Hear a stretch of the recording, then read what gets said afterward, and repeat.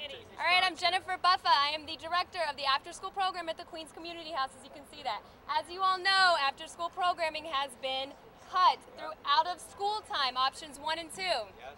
Our program is one of them. We serve 80 young people through my program. 700 through the teen programming, that's option 2. Wow. 700 teens, can you imagine 700 teens here? Yes. And their families. But they're not here because their families are working. That's why we have after-school program.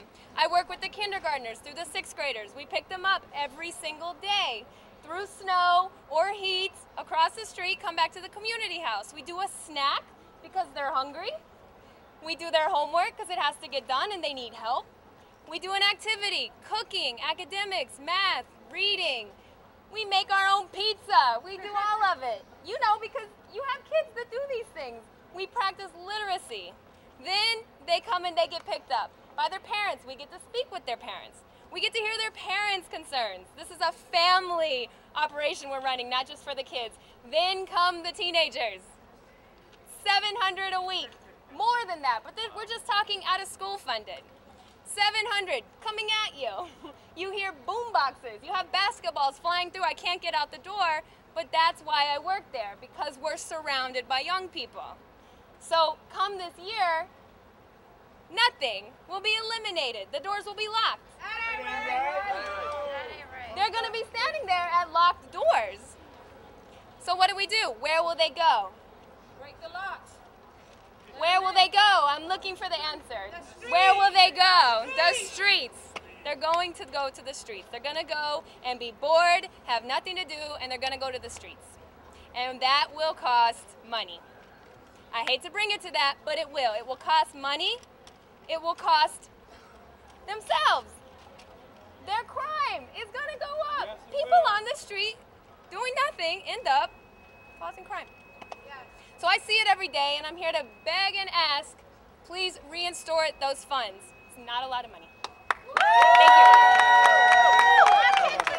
Hey, hey, ho, ho, Bloomberg's cuts have got to go. Hey, hey, ho, ho, Bloomberg's cuts have got to go. Hey, hey, ho, ho, Bloomberg's cuts have got to go. Hey, hey, ho, ho.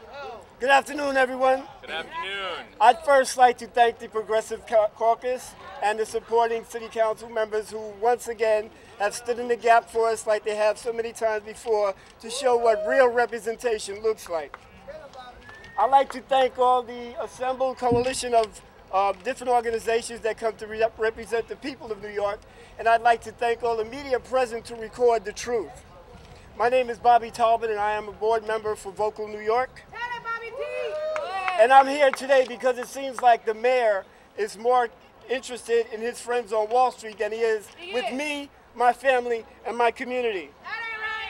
Being a person that's diagnosed with HIV and AIDS, and I have been navigating the housing system for a number of years, since 1995 to be exact, I need housing and other supportive services as a means for my existence.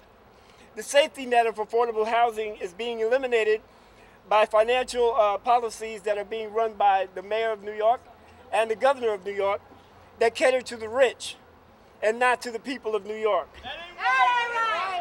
Our city is beginning to take the look of a third world company as the financial inequality gap widens on a day-to-day basis.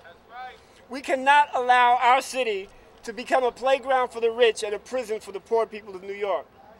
We need for the mayor and the governor to explore revenue options that are fund programs that are vital to people, to the needs of all the citizens of New York, and not just the 1% who are more affluent.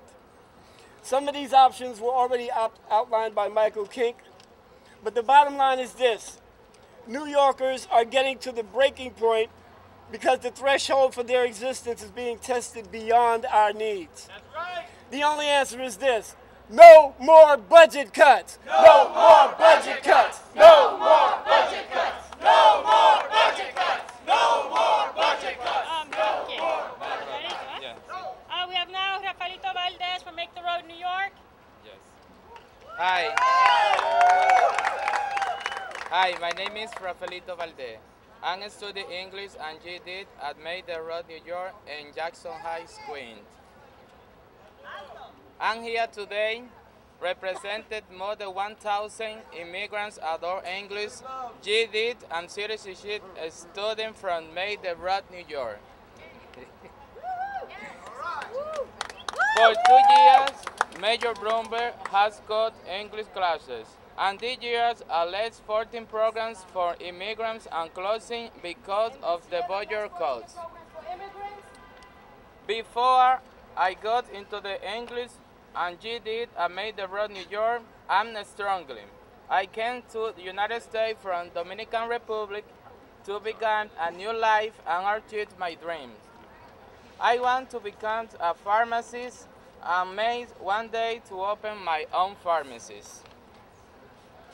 Without English and GED class paid for by the city, immigrants in New York will have nowhere to go for help. When we are getting a bit too losing our job, we go to our teachers. They are the support for all of us, and if called to class and the Immigrant Opportunity Initiative are not restored our integrity support, New York will be destroyed. My Bloomberg, if you correct, maybe you correct our goals. No, maybe, I'm sure you correct our goals. Thank you very much. All right. Let's hear it again for Rafael Valdez, whose English and eloquence is a clear evidence of the value of ESOL. Sí se puede. Sí se puede. Sí se puede. Allison Sesso is the Deputy Executive Director of the Human Services Council, which has realized in these times you can't just stand up and say we can't have cuts. You've got to broaden and say, you know what, a balanced budget will take additional revenues as well. Thank you. Thank you. And thanks to everyone that is supporting these alternatives. There are $285 million in total of cuts just to human services.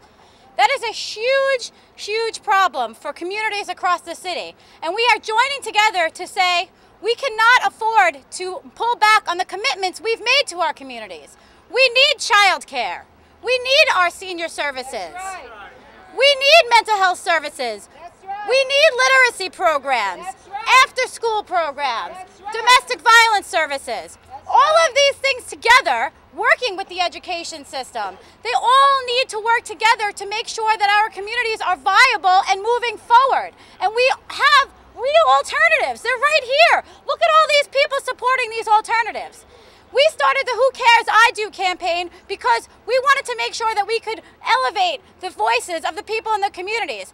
Since mid-February, only 4 months ago, over 10,000 people have signed on to the petition. And that's just a fraction of the people that are actually out there supporting these alternatives. We need to make sure that our elected and appointed officials, that they recognize the importance of all of the human services in its totality, not peeling off child care separately and peeling off after school, but recognize that they are cohesive and that they work together. And these elected officials that are standing with here before us today, they get it. But we got to make sure that everyone gets it and that our alternative approaches are a serious part of the negotiation. And I want to thank all of you for standing out here in the heat and previously in the cold. We started this fight, I remember standing out here, and I had layers of clothing on and I was freezing. But you know what? We're here today in the cold, we'll be here in the heat. We will keep our voices going because we cannot take $285 million of cuts to human services, and we can't take the cuts to education, the firehouses, the libraries, none of it. We will work hard, and we will continue to be out there on the streets until alternatives are taken seriously. Thank you.